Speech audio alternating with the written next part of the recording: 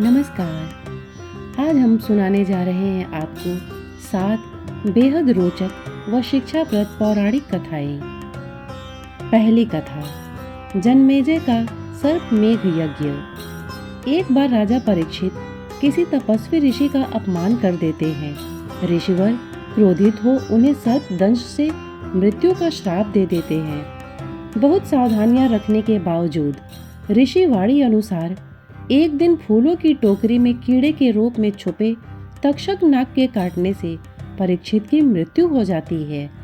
जब राजा परीक्षित के पुत्र जन्मेजय अर्थात पांडव वंश के आखिरी राजा को पता चलता है कि सांपों के राजा तक्षक नाग के काटने से उनके पिता की मृत्यु हुई है, तो वे प्रतिशोध लेने का निश्चय करते हैं। जन्मेजय सर्पमेघ यज्ञ का आह्वान करते हैं, जिसे समस्त पृथ्वी के सांप एक के बाद एक हवन कुंड में आकर गिरने लगते हैं।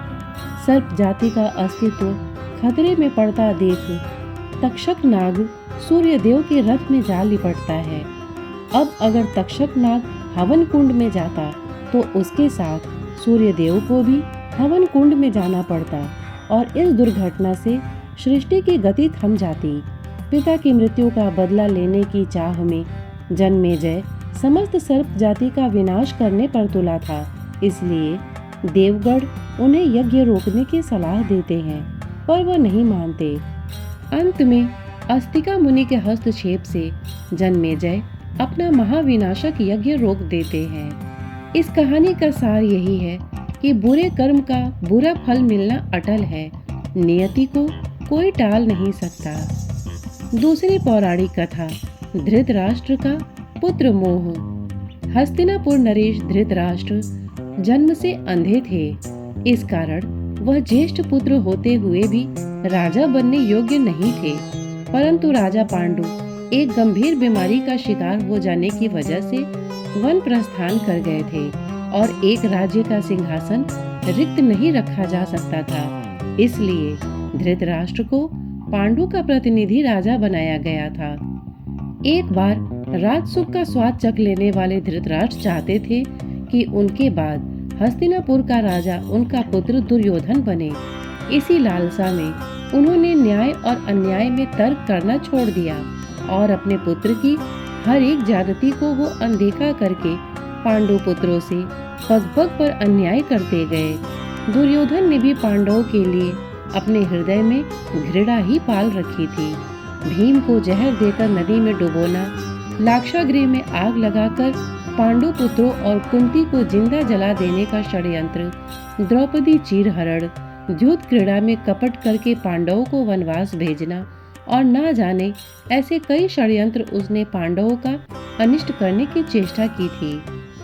ऐसे कई षड्यंत्र से उसने पांडवों का अनिष्ट करने की चेष्टा की थी। अंत में जब उनके पाप का घड़ा भर गया, तब धर्म युद्ध हुआ और उस महायुद्ध में लालची धृतराष्ट्र के 100 पुत्र मृत्यु को प्राप्त हुए।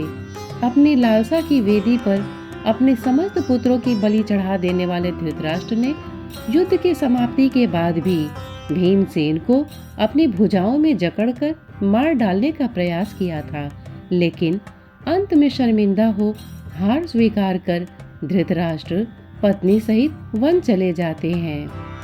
इस कहानी का सार है, लालच बुरी बला है, इसे करने वाले का अंत भी धृतराष्ट्र जैसा ही होता है, परास्त और अपमानित। तीसरी पौराणिक कथा, लक्ष्मण को मिला ज्ञान। श्री राम और रावण के बीच हुए अंतिम युद्ध के बाद रावण जब युद्ध भूमि पर मरण शैया पर पड़ा होता है, तब भगवान राम लक्ष्मण को समस्त वेदों के ज्ञाता महापंडित रावण से राजनीति और शक्ति का ज्ञान प्राप्त करने को कहते हैं और तब रावण लक्ष्मण को ज्ञान देते हैं कि अच्छे कार्य में कभी विलंब नहीं करना चाहिए और अशुभ कार्य को मोहवश करना ही पड़े तो उसे जितना हो सके उतना टालने का प्रयास करना चाहिए। शक्ति और पराक्रम के मद में इतना अंधा नहीं हो जाना चाहिए कि हर शत्रु तुच्छ और निम्न लगने लगे। मुझे ब्रह्मा जी से वर मिला था कि वानर और मानव के अलावा मुझे कोई मार नहीं सकता, फिर भी मैं उन्हें तुच्छ और निम्न समझकर अहम में लिप्त रहा, जिस कारण मेरा समूल विनाश हुआ। तीसरी और अंतिम बात रावण ने यह कही कि अपने जीवन के गूढ़ रहस्य स्वजन को भी नहीं बताने चाहिए, क्योंकि रिश्ते और नाते बदलते रहते हैं। जैसे कि विभीषण जब लंका में था तब मेरा हितैषी था, पर श्री राम की शरण में आने के बाद मेरे विनाश का कारण बना। इस कहानी का सार है अपने गूढ़ रहस्य अपने तक रखना, शुभ कर्म में देरी न करना, गलत काम से परहेज करना और किसी भी शत्रु को कमजोर न समझना। यह अमूल्य पाठ हर एक इंसान को अपने जीवन में उतारना चाहिए। चौथी पौराणिक कथा, भस्मासुर को शिव का वरदान। पूर्व काल में भस्मासुर नाम का एक राक्षस हुआ करता था। उसको समस्त विश्व पर राज करना था।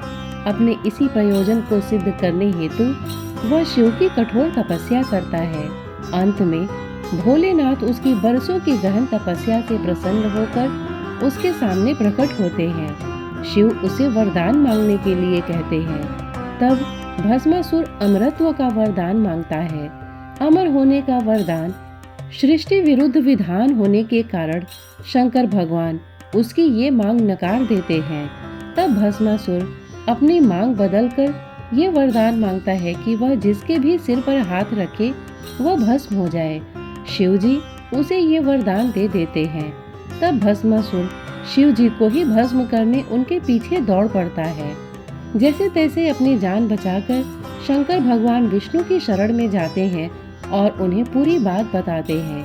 भगवान विष्णु फिर भस्मासुर का अंत करने के लिए मोहिनी रूप रचते हैं। भस्मासुर जब भटक भटक कर शिवजी को भस्म करने के लिए ढूंढ रहा होता है, तब मोहिनी उसके समीप प्रकट हो आती है। उसकी सुंदरता से मुग्ध होकर भस्मासुर वहीं रुक जाता है और मोहिनी से विवाह का प्रस्ताव रख देता है। मोहिनी जवाब में कहती है कि वह सिर्फ उसी युवक से विवाह करेगी जो उसकी तरह नृत्य में प्रवीण हो। अब भस्मासुर को नृत्य आता नहीं था, तो उसने इस कार्य में मोहिनी से मदद मांगी। मोहिनी तुरंत तैयार हो गई। नृत्य सिखाते सिखाते मोहिनी ने अपना हाथ अपने सिर पर रखा और उसकी देखा देखी भस्मासुर भी शिव का वरदान भूलकर अपना ही हाथ अपने सिर पर रख बैठा और खुद ही भस्म हो गया। इस तरह विष्णु भगवान की सहायता से भोलेनाथ की विकट समस्या का हल हो जाता है। इस कहानी का सार है ज्ञान और दान सुपात्र को ही देना चाहिए। पांचवी पौराणिक कथा, कर्ण की निष्ठा। एक राजपुत्र होते हुए भी कर्ण सूत पुत्र कहा गया। कर्ण एक महान दानवीर था। अपने प्रण और वचन के लिए कर्ण अपने प्राणों की भी बलि दे सकता था। पांडवों की शिक्षा खत्म होने के बाद आयोजित रंगभूमि में आकर कर्ण अर्जुन को ललकारता है कि अगर वह संसार का सर्वश्रेष्ठ धनुर्धर है तो उससे मुकाबला करके सिद्ध करे। कर्ण एक सूत के घर पला बढ़ा होता है, इसलिए उसे सूत पुत्र समझकर अर्जुन से मुकाबला नहीं करने दिया जाता है। पांडवों के प्रखर विरोधी दुर्योधन को यहाँ एक अवसर दिखता है और वो फौरन कर्ण को अंग देश का राजा घोषित कर देता है और कर्ण को अपना मित्र बना लेता है। दुर्योधन के इस कृत्य से कर्ण के दुखते घावों पर मरहम लग जाता है, लेकिन समय सीमा खत्म होने के कारण रंगभूमि में कर्ण अर्जुन का मुकाबला टल जाता है। पांडव और कौरव के अंतिम निर्णायक युद्ध के पहले भगवान कृष्ण कर्ण को यह भेद बताते हैं कि तुम एक पांडव हो और कुंती के ज्येष्ठ पुत्र हो। इस रहस्य को जानकर भी कर्ण अपने मित्र दुर्योधन से घात करके अपने भाइयों की ओर नहीं जाता है। दिव्य कवच कुंडल के साथ कर्ण अजेय था और महाभारत के युद्ध में पांडव कभी उसे परास्त नहीं कर पाते। अतः इंद्रदेव उससे सुबह स्नान के समय ब्राह्मण स्वरूप में आकर दान में कवच कुंडल मांगते हैं।